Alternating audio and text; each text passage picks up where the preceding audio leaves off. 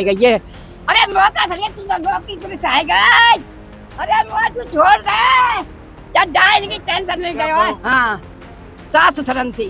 अच्छा हाँ 4 महीना मेरे बेटा बिना खाए हैगा। टाइफाइड करो। माँ रो रही है, चीख रही है, चिल्ला रही है, बिलख बिलख कर कह रही है कि मेरा बेटा खा लिया। वो कहती है कि मेरा बेटा टेंशन में चला गया, लेकिन बेटा अकेले नहीं गया। बेटे के साथ बहू, पोता, पोती, हर किसी की मौत हो गई। मथुरा में एक ही परिवार के 5 लोगों की मौत के बाद हर तरफ सवाल ये कि आखिर इन मौत के पीछे कारण क्या है।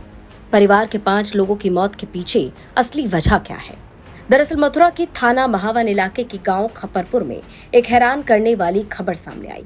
परिवार के 5 लोगों का शव बुरी हालत में घर के अंदर बरामद हुआ। अब इस मामले को लेकर मृतक मनीष की मां ने चौंकाने वाला खुलासा किया, चौंकाने वाले आरोप लगाए। बेटे मनीष, बहू सीमा और पोते पोती की मौत के बाद मां बिलखती नजर आई और कहने लगी, आरोप लगाने लगी मृतक सीमा के माता पिता पर, यानी कि मनीष के सास ससुर पर। मां का कहना है कि सास ससुर आए दिन लड़ाई झगड़ा करवाते थे, टेंशन करवाते थे और इसी टेंशन में उनके बेटे ने मौत को गले लगा लिया। भैया शादी भई है लोग। हाँ शादी के बाद जिन्ने आते कर लो है। हाँ हाय बीमा, हाय बीमा। हाँ 10 दिन आगरा भर्ती है। हाँ मेरे बेटा रुक जाएगा यहाँ लेके जी भर्ती कर ले करो। हाँ तो लोग फोन मारो है। हाँ हमें देख हाँ हम बीमार है। मैं लल्लू हाँ ऐसा बेटा तू इतनी भी मत करे। मैं जाती बेटा जा काम मत कर ना नहीं रे। अब वो जाई सासुर आई है। अब वो 4 2 दिन भर्ती हुई है और कल लायो है जी। फिर मैं गई मेरा मोज चले मेरे भतीजे की भैंस मर गई है। मैं वहाँ संग गई हूँ। दवाई डिब्बा गिरा दो, दवाई रोटी कर रही है। मम्मी गाड़ी आ रही है तो जल्दी आ जा। भैया कचिन नहाई कचिन नहाई। मैं जल्दी झटपट जेऊ छोरा वो हेरो तो मैं रोटी ना खा गाड़ी में संग गई हूँ भैया। हाँ गाड़ी में संग गई हूँ भैया। सारा लाए रोड में रुकी है गाड़ी। ड्राइवर बोला मनीष भैया फोन आयो है कैसे मेरा रोक ले। मैं मेहताई का जो कहा गई। अरे यार कुछ नहीं आता है कहा दे भैया। मैं उतर गई। मैं अपने गाँव में कुछ ट्रेन बैठ के आई हूँ भैया। 24 घंटा ना सवेरे में खुल्ला फुल्ला करके चाय बेबी आई। भौजाई बोली बीवी घर को जाओ बेटे में लड़ाई है पड़ी। चांद फटाफट यही पुलिस आ गई है। अरे मौका था मौकी पुलिस आ गई। अरे मौका तू छोड़ दे या डायल की टेंशन में गया है। बहू के कारण आपके बेटे ने नहीं किया बहू के बेटे में तो उन्होंने किसी ने भैया आते हैं वो इन्हीं के रास्ते आते भैया। कौन जिनसे आती हुए थे आप? हाँ सास ससुरन थी। अच्छा हाँ 4 महीना मेरे बेटा बिना खाए हैगा। टाइफाइड करो टाइफाइड जैसे अब नेक नेक हो समय आयो। हाँ हो समय आयो मेरे बेटा भैया। अब मेरा तो वजन।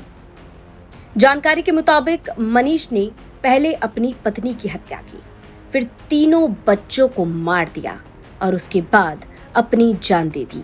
परिवार के 5 लोगों की एक साथ मौत की खबर सामने आई तो पूरे इलाके में मानो हड़कंप मच गया। दीवार पर एक नोट मिला जिसकी पुलिस गहनता से छानबीन कर रही है।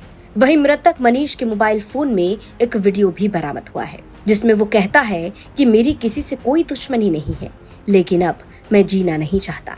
जानकारी के मुताबिक मृतक मनीष का भाई जब घर पहुंचा, गेट खटखटाया, दरवाजा पीटा, आवाजें लगाई तो कुछ रिस्पॉन्स नहीं आया, जिसके बाद भाई जैसे तैसे घर के अंदर दाखिल हुआ।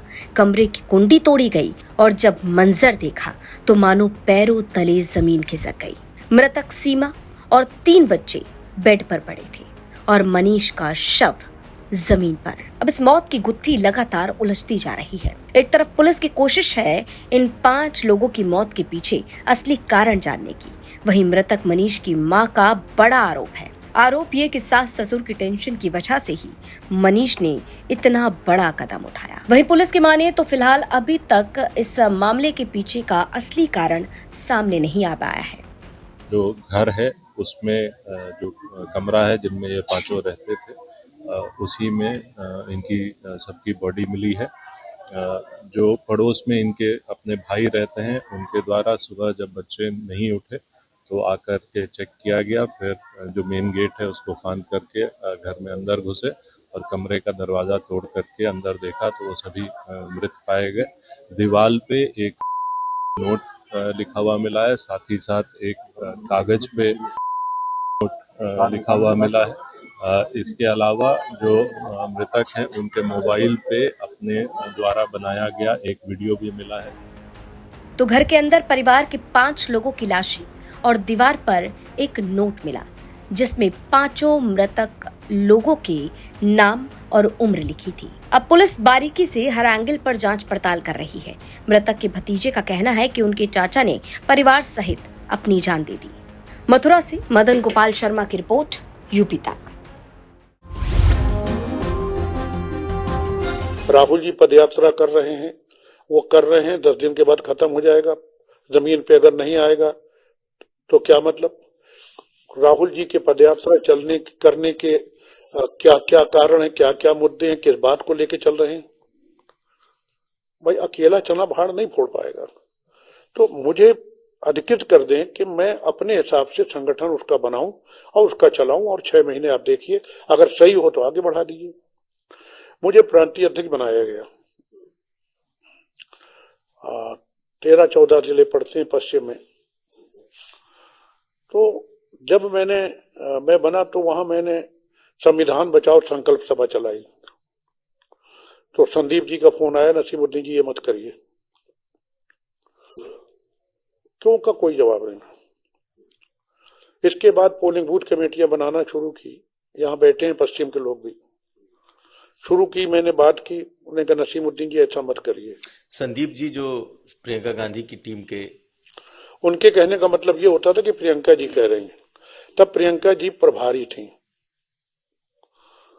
महासचिव थी ऑल इंडिया कांग्रेस कमेटी की, लेकिन प्रभारी उत्तर प्रदेश की थी। तो मत करिए। और भी काम जो किए गए, मेरी आदत थी कि अगर कोई मर गया है, बैठे हुए हैं नसीम भाई, तो इनके साथ भी हमारी पार्टी का हो ना हो, कोई भी अगर मैं वहां गया किसी जात का, मैं उसके घर जाता था। मैं जीवन तो नहीं दे सकता, अपने जीवन नहीं बचा सकता, दूसरे को क्या दूंगा? जब मेरी मौत आएगी मैं भी चला जाऊंगा। लेकिन सुख दुख में शामिल होना मैं अक्सर जाता था। मैं शांति से नहीं बैठना चाहता था, और वहां इस पैटर्न पे काम करने का कोई स्कोप नहीं। वहां पर जनसभा कर लीजिए, टेबल टॉक कर लीजिए, योजनाएं बना लीजिए, तो वो ठीक है। हालांकि अब पोलिंग बूथ कमेटियां बनाना शुरू की हैं।